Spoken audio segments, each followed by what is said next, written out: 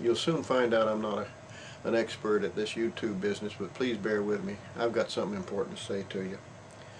My name is Chuck Bowers. I'm a 77-year-old retired nuclear physicist living in Powell, Tennessee with my trophy wife, also 77 years old, Joan. I guess you can call me an irate taxpayer. The House of Representatives has just passed a travesty of a bill called health care reform. I call it health care destruction. I believe the passage was against the people, against the will of the people, against the Constitution, and very importantly against the congressional oath of office. Some people might even call it treason. The damage is severe and will be hard to repair. Let me share my thoughts with you on one possibility of a fix for this calamity. As I said, folks, I'm Chuck Bowers. I'm 77 years old, live in Powell, Tennessee. This video is about a new option, but it's a memo to Congress telling you about the people's choice. It details a way to correct an out-of-control Congress. It provides a route for Joe taxpayer to be in on the action. It provides a way to prevent recurrence of the travesty we have just seen.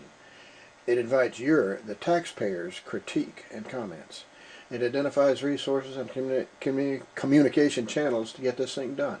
If you're at all interested in this, get in touch with me at my website, thevillagewordsmith.com, or at my email, silentmajority@frontiernet.net. That's silentmajority@frontiernet.net. You know, this is a travesty. Some people even call it treason. Let's define treason. Merriam-Webster dictionary. It's a violation of faith and confidence. We've seen that, haven't we? The Congress has violated our faith and confidence. They've gone against the majority of the people. 2. The Congressional Oath of Office. It says, support and defend the Constitution against all enemies, foreign and domestic, without purpose of evasion. Preamble of the Constitution says, in order to secure the blessings of liberty to ourselves and our posterity. That's the Constitution that the Congress folks have sworn to uphold. Have they done it? Briefly, here's where we are now. A clueless Congress and a naive administration have recklessly signed, unread, contracts which will cost our grandchildren trillions. Trillions. That's a new word in our vocabulary introduced by the latest administration. What is this trillion thing? Well, first, it's the size of the mighty bailout and like bills. It's 1,000. It's 10 to the 12th power. It's $3,333 per American citizen. It's a stack of singles 80,000 miles high. It's a cube of dollars 343 feet on a side. It's enough to fill 15 Empire State Buildings. It's a wad requiring 38,000 years just to count. It's a quantity requiring 20 years to mint. Folks, we're in a mess. We have a national disease called cancer of the dollar, but we're fighting only the symptoms. Our government is applying expensive band-aids, but just band-aids. We need major surgery for this cancer. Here's a suggestion for that surgery, with the taxpayer wielding the scalpel. I call it the people's choice. Another way of looking at it is it clips the wings of Congress. Here's what we have. The health care bill, 2,000 pages. That's a 2,000-page monstrosity. It's agenda-driven, at least 536 agendas. It's been created behind closed doors. It's unread and unreadable by the signers. Only a fool would sign a 2,000-page contract without reading it. Has virtually no cost controls built in. Has no performance measurement built in. Has no advanced public scrutiny. Joe Sixpack was never allowed to see it and vote on it and comment on it and help it. It's a charlatan's bonanza. Whatever the would-be opportunists of the future want to read in, they can read in. Nobody knows what's inside the existing monster. These are words. I won't go into them as a sample. Nobody knows what they say. Nobody knows what they don't say, more importantly. Here's what we really need.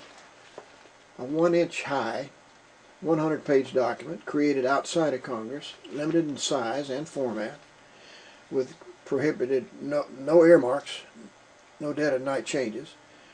3 finalists will be picked by an impartial citizens panel, not a lawyer panel, not a congressional panel. And the finalists will be put on the internet for view. It'll be taxpayer validated. I'll tell you how to do that. It's very simple. It'll have all its costs and benefits summarized.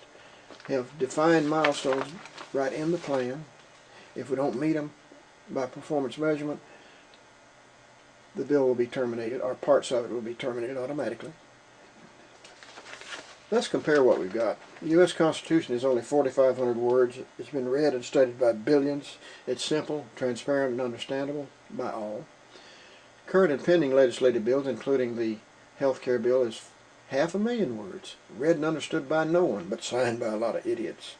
Interpretable only by lawyers, misinterpretable by any charlatan. But you ain't seen nothing yet. Take a look at the next slide. That's the infamous tax bill in comparison. It has 13 million words.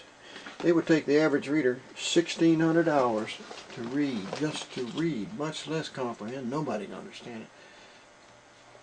Here's one health care plan. Here is the tax care plan in comparison. What got us into this mess? This got us into this mess. Most of all, several things got us into it. Taxpayer complacency. The taxpayer has become so used to plenty and ease and security that it's forgotten who's watching the store. Found out that nobody is. There's a lot of congressional thievery going on in the form of earmarks.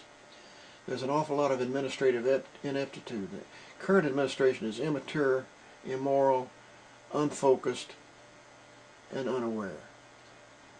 The regulator incompetence is another factor. The SEC has not been guarding the store. If you don't believe that, consider the Consider the insurance and securities misery that we're looking at right now. We've been entrapped by wordsmiths. Too many words, too many hidden lawyerese terms. None dare call it treason. Oh, maybe they do. There was a book written about treason by John Stormer in 1964.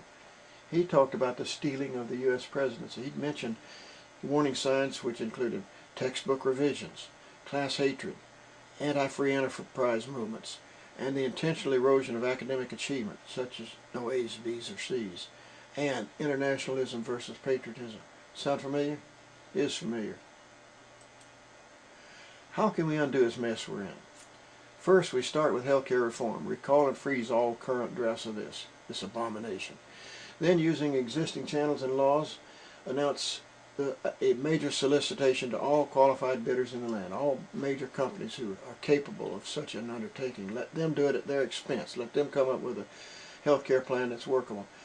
Issue a standard RFP to these folks. The mission will be develop health care plan. Specify citizens' input. Specify the format. Specify the maximum pages as 100, no more. Select via the special panel that I told you about, and post the 3 best on the internet, in the courthouse, in the post office, in libraries.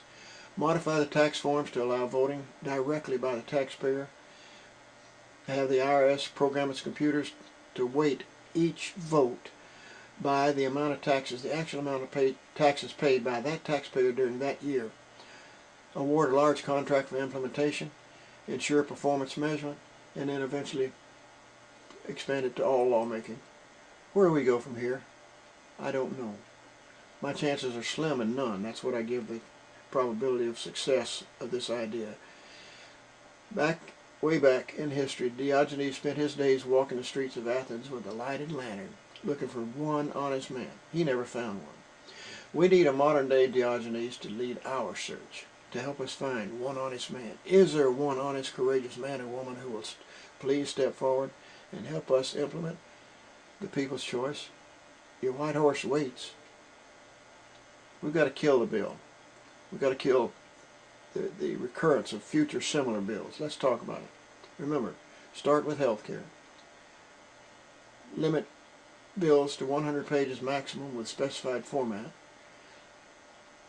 Require taxpayer input and approval of major bills. We can set a size limit for major bills, maybe 100 billion. We can impose automatic performance monitoring against milestones. We can extend all bills. Email me, folks. Let's talk about it. Give me your ideas. I'll make sure they're seen and heard. Email me at silentmajority@frontiernet.com. That's silent majority at frontiernet.net.